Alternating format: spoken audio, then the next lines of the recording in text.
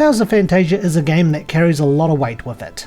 Not only was this the first game in the Tales series, which is still going strong after 30 years as at the time of this review, but the game pushed the Super Famicom to its limits towards the end of the console's life, and without Tales of Phantasia, you wouldn't have had Star Ocean, as Triace was formed by former members of Wolf Team who developed Tales of Phantasia, who had left due to internal conflicts during development. Standout features of Tales of Phantasia, which were very impressive for its time on the Super Famicom, were its visuals, use of voice acting which included a whole vocal opening theme, and its unique battle mechanics in the form of the linear motion battle system. Characters were designed by manga artist Kosuke Fujishima, whom you might know as the author and the artist for You're Under Arrest and Ah Megami-sama, commonly known as Oh My Goddess, as well as the character designer for future Tales games up until Berseria and Christoria. This version of Phantasia would see an English fan translation by the group DJAP in 2001, and it was this version that served as my entry point to the series. Tales of Phantasia would see re-releases, with the PlayStation getting one in 1998, which featured an opening animation from Production IG with a newly arranged opening theme, more voiced scenes, redrawn art, a new playable character, and a rework of battle mechanics running on a modified engine from Tales of Destiny, the second game in the series. This version contains skits, small voice acted segments where characters would talk to one another, which Destiny introduced, as well as bring to the table a lot of other features still seen in Tales games today, such as cooking, playing as different party members, and the title system where characters would get different titles based on achievements or interactions throughout the game. This version in turn got fan translations in 2007 by Absolute Zero Translations, and in 2012 by Fantasian Productions. In 2003, a Game Boy Advance version of Tales of Phantasia was released, with an official localization coming out 3 years later in 2006, making it the first time Tales of Phantasia was officially available in English. The localized version removed the vocal opening due to licensing and gave characters English voice acting, which, to be as polite as I can be, was not good. I dwell amidst the abounding light of heaven. Thou art at the gate to the underworld. Come forth, thunder of the gods. What the heck is that? It ends here. Indignation!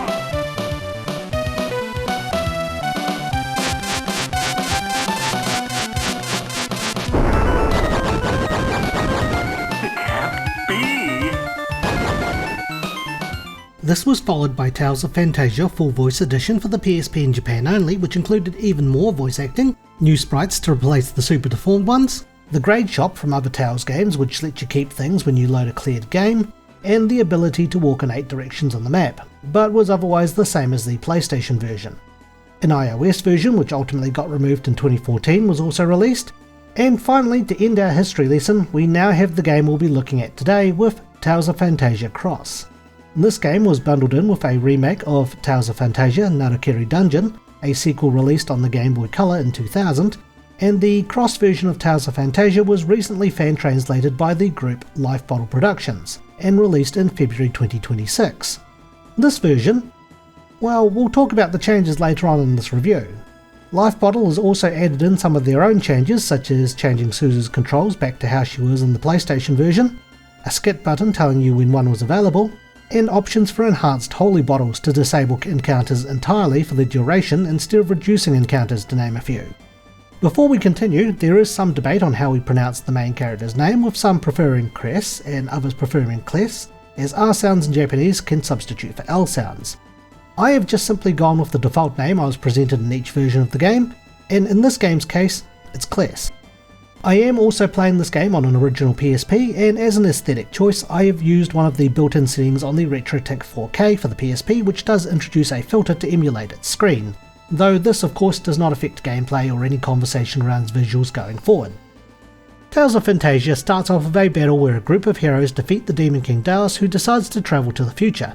This does not go very well for him, as the hero's descendants predicted this and sealed him away when he arrives. Fast forward a decade or so later, and you play the role of Claire Sylvain, the son of Miguel, one of the heroes who had sealed away Daos and a well-known swordsman living in the village of Totus. Kless and Miguel try to discuss the pendant that Kless had been gifted as a birthday present, but are interrupted by the arrival of Kless's best friend Chester, whom Kless had agreed to go hunting with.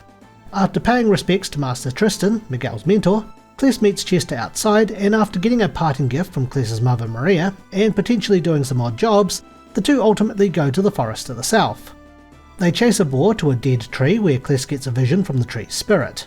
They ultimately hunt the boar, but are alerted by the village's bell. Cles and Chester rush back to find that the entire village had been slaughtered, with Maria telling Cles that the culprits were after his pendant and for him to seek his uncle Olsen out in the city of Euclid. Chester stays behind to bury the dead in Totus, while Cles leaves for Euclid, hoping that this would draw the culprits away from Chester, and thus begin Cles's adventure where he would form bonds with lifelong friends, withstanding the test of time. But is this game any good? Find out in The Good. The changes made to the game are night and day compared to even the PlayStation and the PSP4 Voice Edition. Your party's battle sprites have been updated with some more animations and now look a lot nicer. Though in saying that, it does sometimes look out of place against certain enemies, as enemy sprites have generally remained the same as the PlayStation version. The battles have been streamlined significantly, with spellcasting and summoning now happening in real time, as opposed to having the game pause while your spells or summon played out, known as spell pausing, which can break the flow of battle. You fight from a 2D perspective where your controlled character can move left or right, attack, and use skills or cast spells, so the general battle system itself is still reasonably true to the original.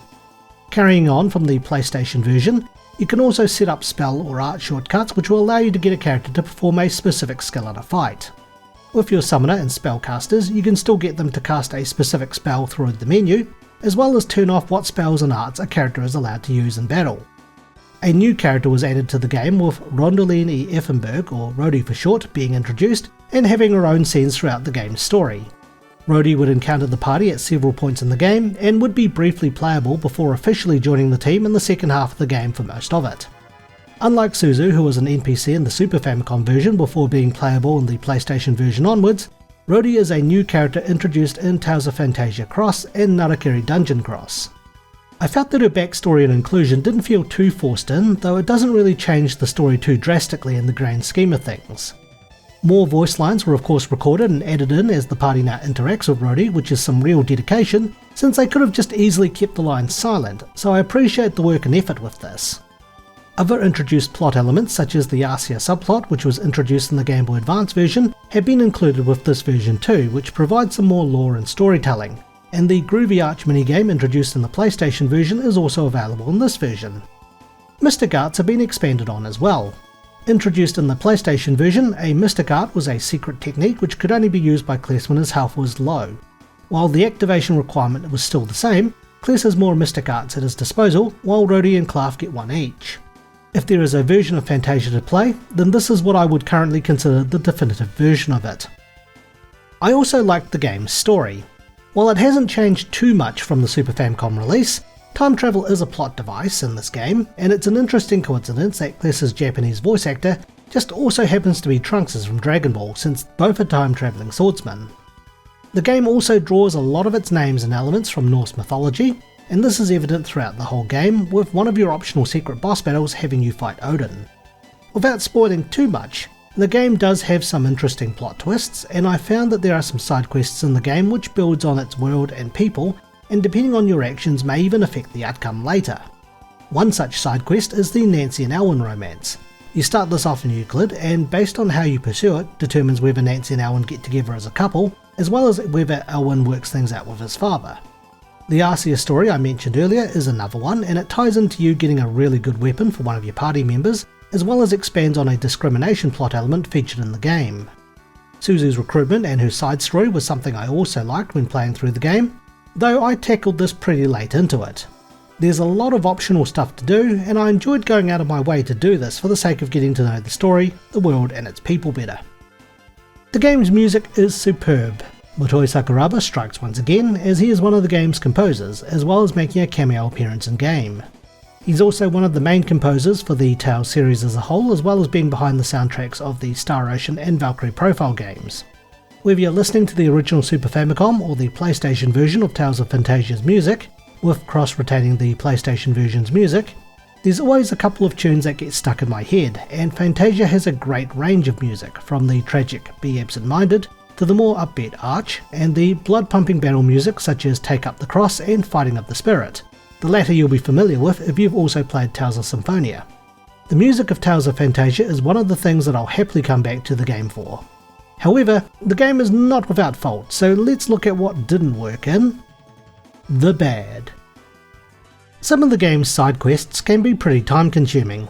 One that I had to deal with late in the game revolved around you going treasure hunting, and there's certain spots scattered throughout the world where you can find some pretty good stuff for your adventure. However, the chests in those locations don't appear until you start the quest, and the quest giver himself doesn't even appear until right near the very end of the game, and can be easily overlooked if you didn't know that he would appear at that particular location at that point in the game. The Nancy and Elwyn questline, if you're wanting to get the best outcome for it, actually requires you to do the complete opposite of what you've been doing at one point during the whole questline, and you can even fail the questline early if you didn't take the time to talk to Nancy at a certain location. The bottom parts of the mine can also be a hassle too, especially on later floors where visibility is nearly zero, and you have to stumble around with only an occasional flash of light guiding you through parts of it. It's a nuisance, but worth it in the end if you persevere. With that though, I think that's all I needed to complain about, or well, grasp at straws, so let's wrap things up with the opinion. Tales of Phantasia is a game I hold to high regard. The Super Famicom version ultimately introduced me to the Tales series in general, the PlayStation version improved on it, the Game Boy Advance version at least introduced the Arceus subplot, otherwise no comment, and Tales of Phantasia Cross is what I would consider the definitive version of the game. The changes to the game and its battle mechanics I welcome, especially with the removal of spell pausing. I enjoyed the game's story, and like other games where Motoi Sakuraba has had a hand with its music, I enjoyed the soundtrack. I had to really grasp at straws on things I didn't like, and even then it was more tedious things such as a couple of the side quests. If you like JRPGs, or if you're a fan of the Tales series and you want to see how things started out, or even how the first game benefited from more modern quality of life changes, then this is the version to play.